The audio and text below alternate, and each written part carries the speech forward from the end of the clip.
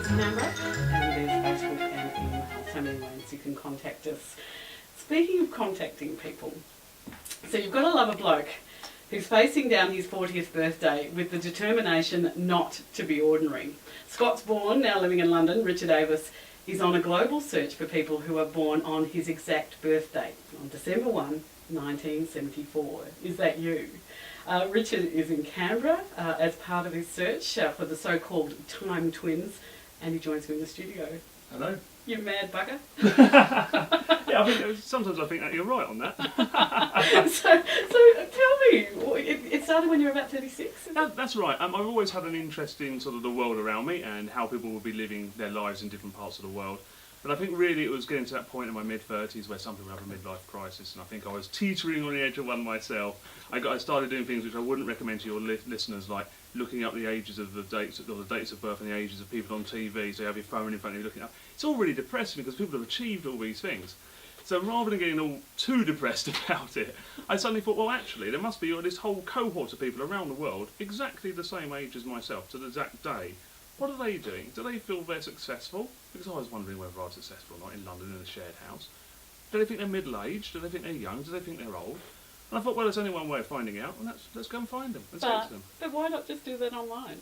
Because I think really what I'm trying to do is get a sense of the place they live in.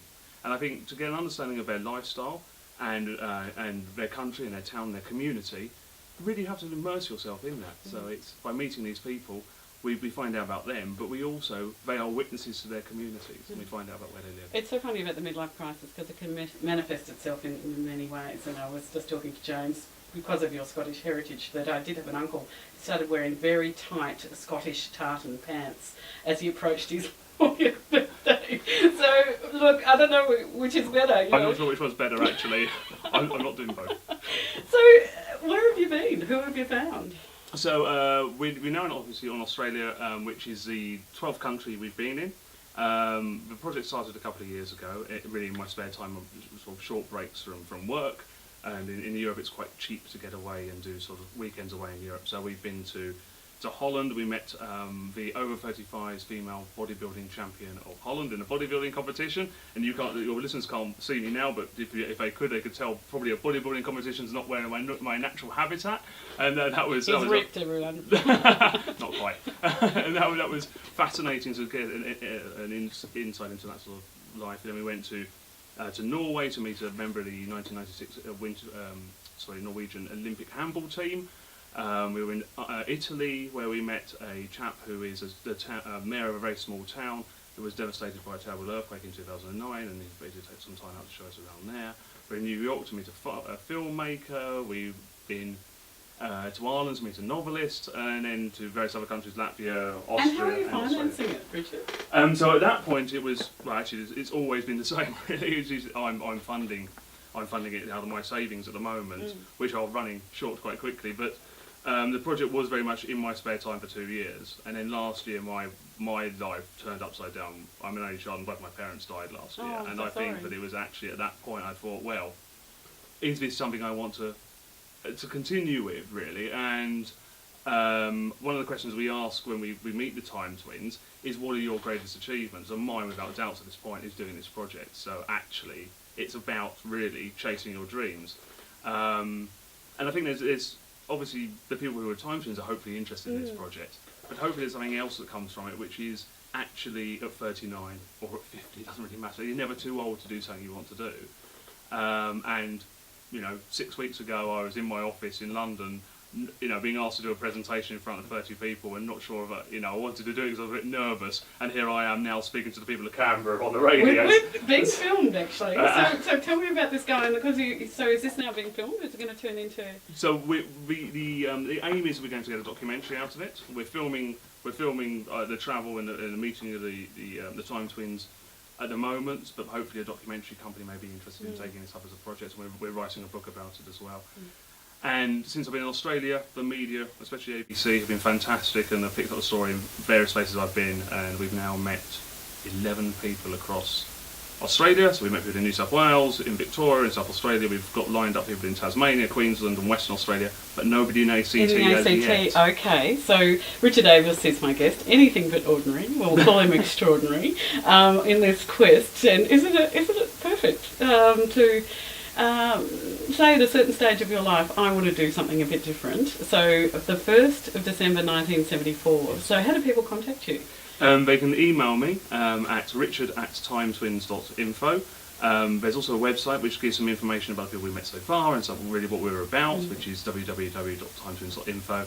And we've also got a Twitter handle which is @time_twin.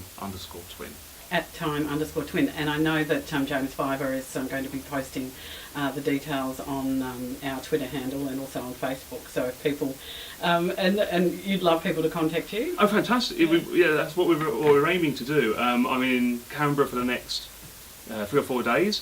I mean, the Canberra population is about 330,000. So I mean, it's roughly, very roughly, if you're walking down the street and you bumped into somebody, it's about a 1 in 25,000 chance that person's a time twin.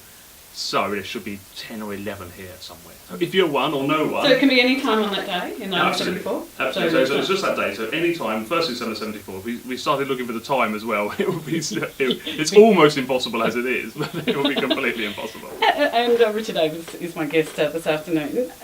As you say, you've gone and met all these people and all the sort of different things that they've done. Has it come back with a common theme too about your generation?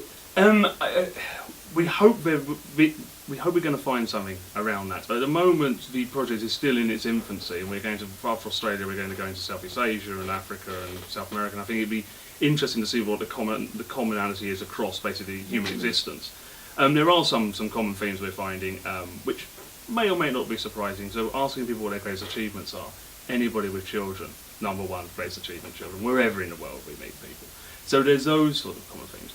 I think the other thing it reinforces very much is the fact that everybody has a story, everybody's interesting. So I emailed, when we were starting the project, when there was no media, it was sending emails out. And you can expect, you've received an email from a sort of crazy English guy saying, I was born on the 1st of December 74, would you like to meet up? People are going to say no, or they'll think it's a scam and just delete it. But we got back an email from Eastern Europe from this person who said, it sounds like a really interesting project, but I'm not going to take part because I haven't done anything interesting. I haven't got an interesting life. And I just fundamentally disagree with that. Everybody's life is interesting. Everybody is of value. And so we are not finding commonalities across the sort of, is astrology right or wrong? Are we all the same personality? I think this is too small a project. What star sign does it make you? It's Sagittarius. Sagittarius. My daughter's surrounding. And a tiger, I believe, from the Chinese and speaking of China, have you been? We're hoping to get to China. We're certainly hoping to get there. You've got over 1 billion people, and then India over 1 billion people. Yeah, absolutely. There'll be lots there, and it would be, India as well will be a fascinating place to go to with the cross section of society that is there. So I don't know. We probably won't prove astrology right or wrong. We first probably jumped on this because of the quirkiness of it. Like, who is this crazy guy?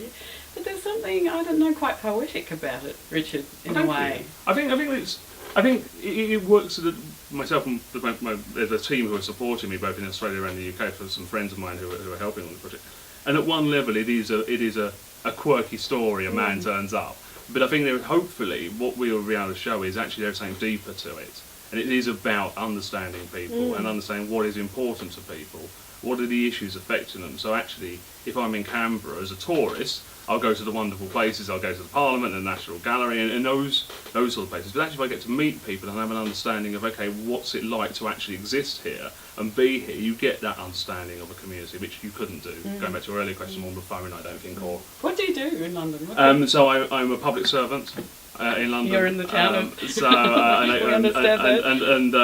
and luckily they've given me some time off to unpaid leave to explore this and expect me back in a few months' time and to carry on with that. So let's see how that goes. So how long are you in Australia for? So I've been in Australia since New Year's Eve, and I'm here probably for another couple of weeks, and then it's really went on my visa. So what are you making of Australia? It's a wonderful place.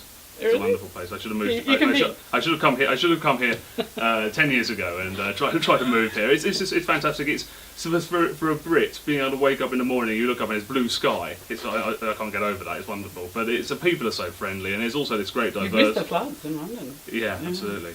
And there's great diversity from when you're in the country to when you're in the city, and I think that the meeting time twins in places like Horsham and Mildura, where we've been before, and in Sydney and Melbourne, you get a very different sense of life. That's true. And that there's a difference between urban life and country life, similar in a way to as it seems in the UK.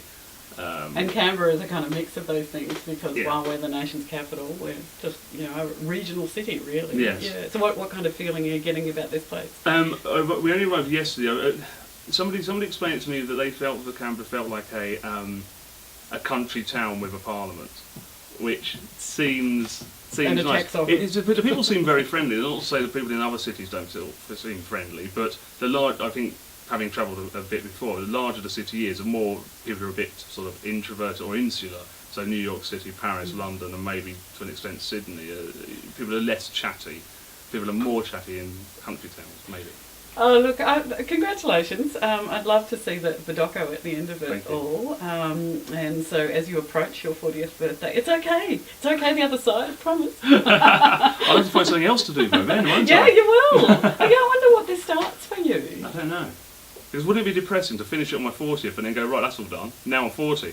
But you're not going to do that. No. So you're going to make all these contacts all around the Absolutely. world. And I think it's And good. that is a prime part about it. It's meeting people who are interesting around the world. Yeah. And look, I'm so sorry about your parents. Was that a sudden... It was my mother, yes. My father was unfortunately had dementia for a few years. Okay. And, Okay. but thank you. Yeah, no. Well, I know this will be a tribute to them in a way, Absolutely, and of course it will. look, a tribute to you as well, Richard Davis. And so, hello, you were born on the 1st of December 1974, weren't you listening? You can contact Richard, he'd love to meet you. You're his time twin. And so if you go to our website, go to abc.net.au/Canberra, and on Facebook you will find details there. And Richard's Twitter handle is @time_twin, @time_twin, and Richard's direct email address is Richard Davis, DAVIS, so Richard Davis, all one word, .com. And come on, Canberra, we've got a time twin. Richard, it's so fantastic. I said Davis, but Richard Davis, of course, but it looks like Davis, so richarddavis.com. We'd love you to come and meet Richard, who's, as you can hear, a lovely guy on a fantastic quest and telling us a lot about the smallness of this planet and the things that we can agree on, which is, I really love that. Lovely to meet you. Thanks so much. Thank you. That's Thank Richard Davis, and you're on 666.